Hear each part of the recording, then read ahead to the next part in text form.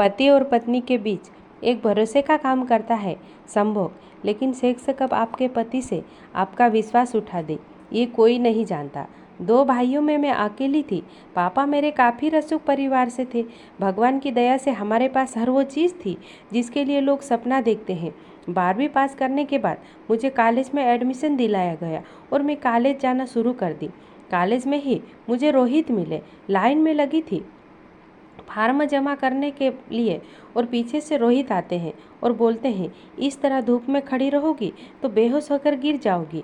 आंचल में तेरा फार्म जमा करा आता हूँ।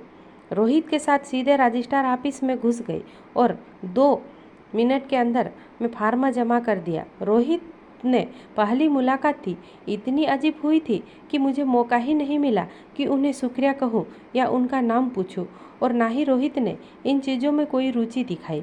उन्होंने मेरा काम कराया और कहाँ गायब हो गए मुझे पता भी नहीं चला। कॉलेज शुरू होने के 2 महीने बाद रोहित मुझे फिर से दिखाई दिए और मैं जब उन्हें देखा तो तुरंत पहचान गई, लेकिन उन्होंने तो मुझे पहचाना भी नहीं। बाद में पता चला कि यह मुझसे 1 साल सीनियर है। मैं मौके को हाथ से छोड़कर जाने देना नहीं चाहती थी और मैं तुरंत मोहित के पास पहुँचे और उन्हें शुक्रिया कहा। बाद में पता चला कि मोहित के पापा और मेरे पापा घनिष्ठ दोस्त हैं। उसके बाद हम दोनों के बीच में भी दोस्ती काफ़ी अच्छी हो गई। मोहित का मेरे घर आना जाना हो गया और मन ही मन में मोहित को पसंद करने लगी थी। इस तरह हमारी दोस्ती को 5 साल हो गए थे और 5 साल में कब मोहित और हम प्यार में फंस गए पता ही नहीं चला। ना कभी आज तक मोहित ने मुझे अपने प्यार का इजहार किया और ना मैं मोहित को कभी अपने प्यार का इजहार किया, पर हम दोनों को पता था कि हम दोनों एक दूसरे से बहुत मोहब्बत करते हैं। मोहित की नौकरी मुझसे 1 साल पहले लग गई थी और 1 साल बाद मेरी भी नौकरी लग गई। उसके बाद क्या हुआ कि हम और मोहित दोनों एक ही शहर में पोस्ट ले लेते हैं। जिस तरह मेरे पापा काफ़ी रसूखदार परिवार से थे, उसी तरह मोहित के पापा भी काफ़ी बड़े परिवार से थे और समाज में अच्छी हैसियत रखते थे। और ऊपर से सोने पर सुहागा मेरे पापा और मोहित के पापा की 20 साल पुरानी दोस्ती भी थी। दिल्ली में साथ काम करते करते हम दोनों का एक दूसरे के प्लेट पर आना जाना बढ़ गया। मैं हर वक्त मोहित के करीब आना चाहती थी क्योंकि मैं उनसे बेइंतहा प्यार करती थी, पर वह हर बार मुझे दूर करते थे और बोलते थे, देख बिट्टू, एक दिन तू यह करना ही है तो इंतज़ार करते ना, शादी करते हैं फिर करेंगे। और मैं उनके ऊपर ज़ोर ज़ोर से हंस दिया करती थी।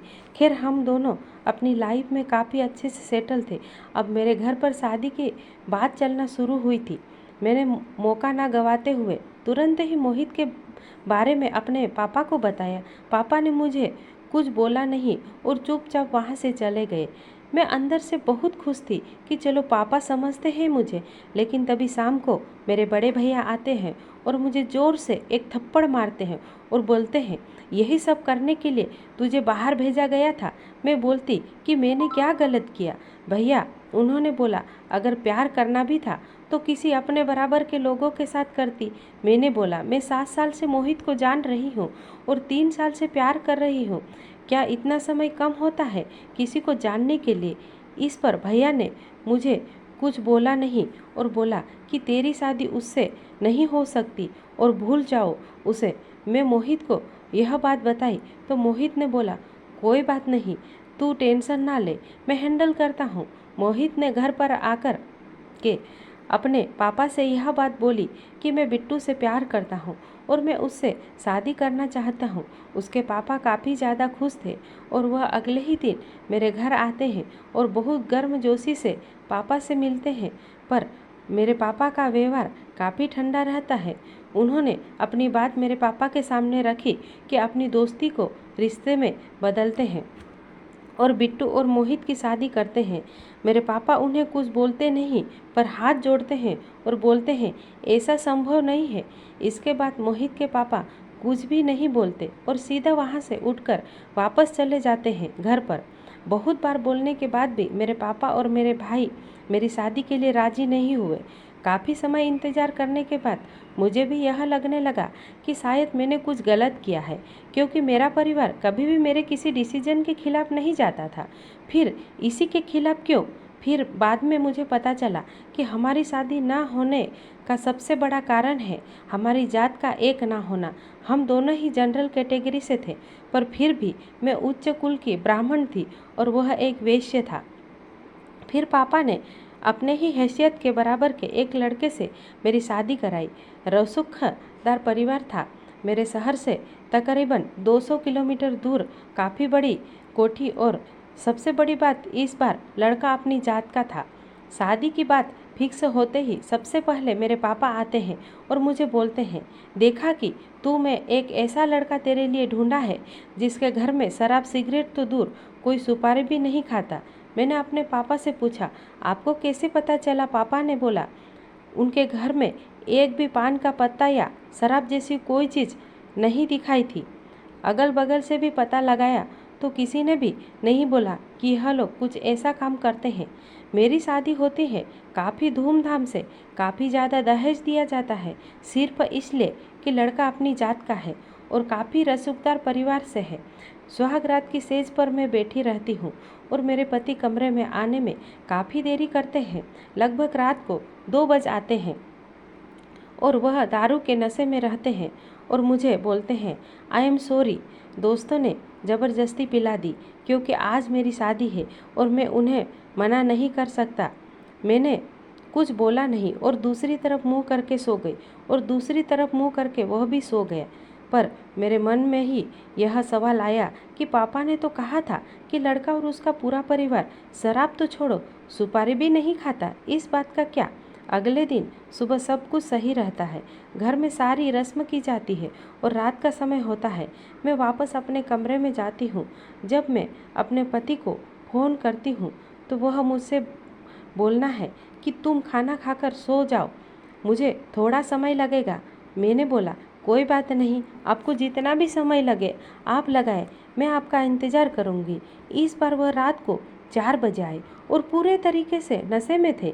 मेरे सब्र का बांध टूट गया और मैं तुरंत बोला, आप तो शराब नहीं पीते ना, तो फिर रोज़ रोज़ शराब पी के कैसे आते हैं?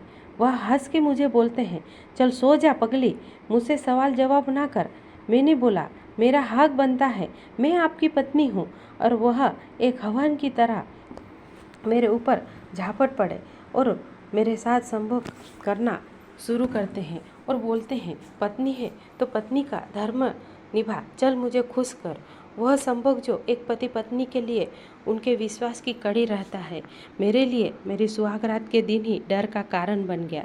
मैं यह बात किसी से भी नहीं कह सकती थी क्योंकि मेरे दोनों भाइयों की शादी नहीं हुई थी और पापा से तो बोलने का सवाल ही नहीं होता। जब मैं यह बात अपनी माँ को बताई तो माँ ने बोला, यह तो हमेशा होता आया है, तुम उसकी पत्नी हो, तुम नहीं उसके साथ यह करोगी तो कौन करेगा? कोशिश करो बातों को भूलने की। उसे दिन के बाद से मैं हर रोज़ रात में दर में सोती हूँ तो मुझे नहीं पता होता कि मेरे साथ संभोग किया जाएगा या मेरा बलात्कार होगा, वह भी मेरे पति के द्वारा। मैं उस समाज की हिस्सा हूँ जहाँ पर यदि मैं किसी को 3-4 साल से जान रही हूँ तो वह मेरे लिए अजनबी है। मेरी उससे शादी नहीं कराई जाएगी। पर वही मेरे पिता और मेरे भाई मुझे किसी अनजान के बिस्तर पर फेंक देते हैं ताकि वह नशे में आकर के मेरा बलात्कार कर सके। मैं निःशब्द हूँ। समय रहते यदि मैं अपने प्यार के लिए लड़ाई की होती तो आज मेरी यह स्थिति ना होती।